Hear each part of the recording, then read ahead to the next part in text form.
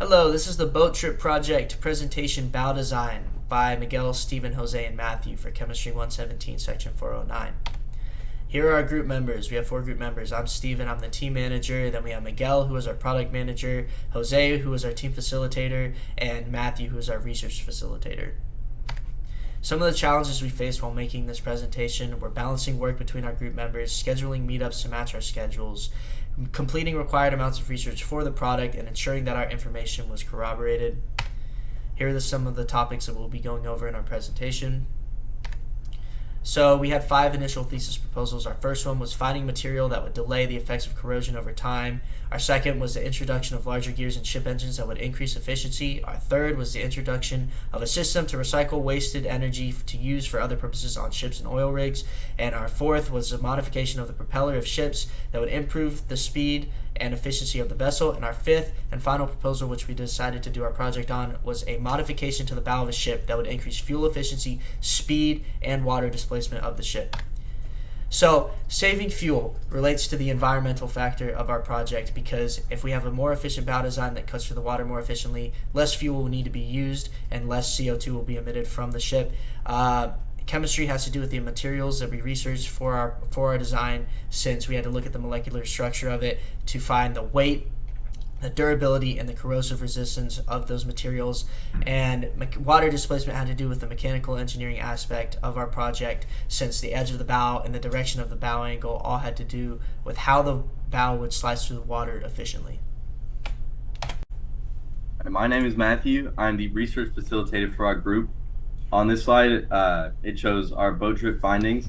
On the left is the battleship Texas, which caught our interest in the different contours of boats. The SS Selma shipwreck kind of pinpoints our interest with the different shapes of the bows of the boats. It has more of a steep bow design, which differs from modern day ships, which have more of a slant.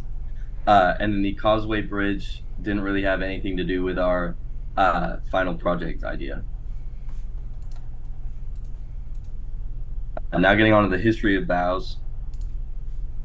In ancient times, boats were usually small with more of a rounded bow.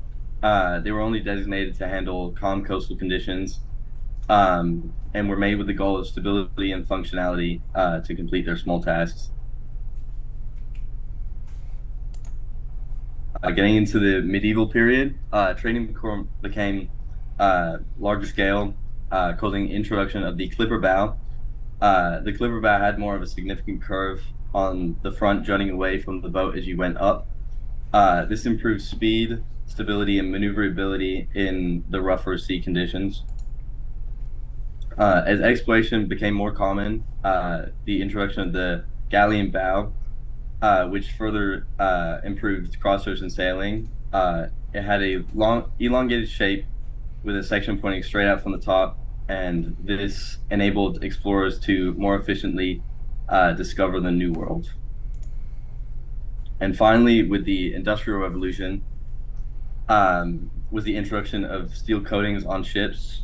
This was mostly used in the Navy as a protection from other ships in battle. This increased the weight, which also helped breaking through waves more efficiently. Hello, my name is Jose Lopez. I'm the team facilitator, as Stephen mentioned earlier. And continuing from before, bulbous bows were invented in the 1920s, and they appear on larger, heavier vessels, so things like cargo ships and cruise ships. They're effective at reducing water resistance on the ship, so in calm waters where they're most effective, the ship will sail through much faster and reduces the forces of waves on the ship. So, to quote one of our sources, the conventional bow prioritizes all efforts to keep the main deck from submerging. So, any large waves, it will make sure the deck doesn't get covered in the water. Then we have the contoured bow. The contoured bow allows waves and wind to slide around the shape of it, allowing it to glide through and ride the waves more smoothly and predictably for the crew. So, makes it a much better ride, and by shifting the main buoyant volume aft to the shoulders, the X-bow smooths out entry of a wave against the bow. So, makes it much smoother when going through waves. And this is all of this is going towards our own personal design of what a better bow would be, and we had to discuss over materials used for it. So we had aluminum alloy, which is lightweight and resistant against corrosion and has an impressive strength-weight ratio. We also have steel, which is significantly stronger than most other materials, but has the side effect of being much heavier, while also still being resistant to corrosion. And then we have polyethylene, lightweight, but is usually used for smaller vessels and not for big industrial vessels. So we went through this design process to merge the ideas of both and what makes this one so good. We have the X bow, and we wanted to merge the bow shape of it, the roundish shape, and which allows for the benefit of having a more comfortable crew experience. And then we have the bulbous bow, specifically the bulb at the bottom, to optimize calm water resistance. So in calm water, it would still go as smooth and as quickly.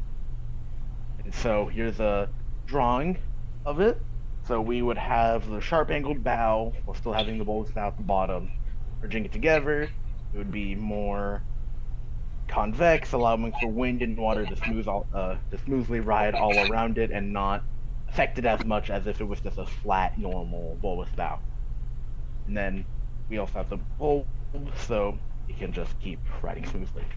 And so the anticipated benefits of such, with the increased concavity of the bow, is that it slices water much more efficiently, it displaces water much more smoothly, especially in waves, and both of those together allows for the direction of burning of fuel, so we're more fuel efficient and release the CO2.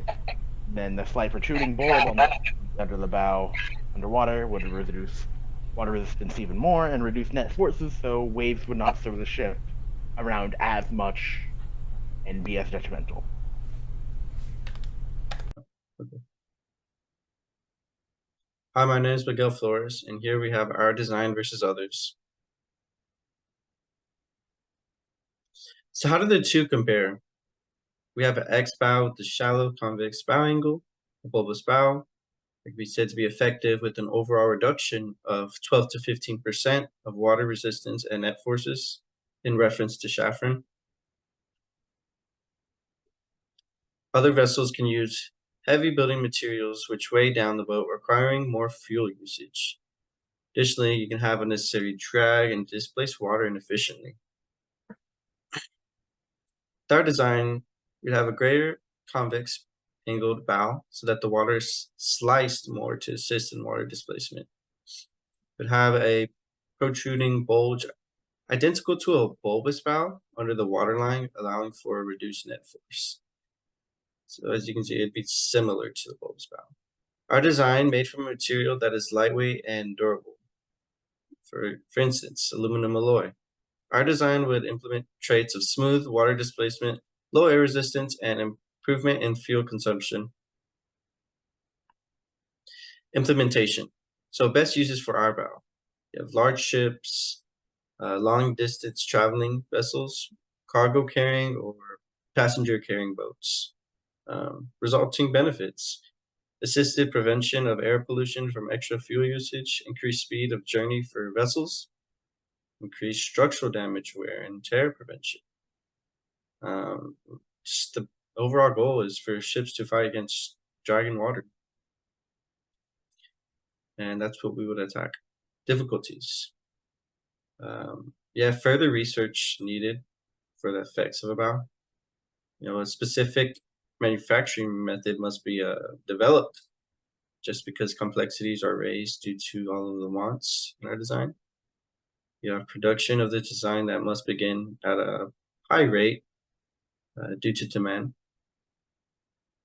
All right, next, we have our conclusion.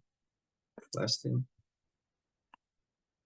So to conclude, throughout the course of history, engineering, and designing of ships, we've just learned better ways to travel through the water. And notably, not every size and type of ship would benefit from an increased convex bow, but our ideal bow could be helpful on medium to larger sized vessels. Currently, developers are taking great strides towards the eventuality of widespread usage of convex shaped bows. It's with our belief While the best designs for such a hull design may not be present, the continued research of such an idea can result in majorly improved aspects of sea travel in the future. And we have our citations. Thank you.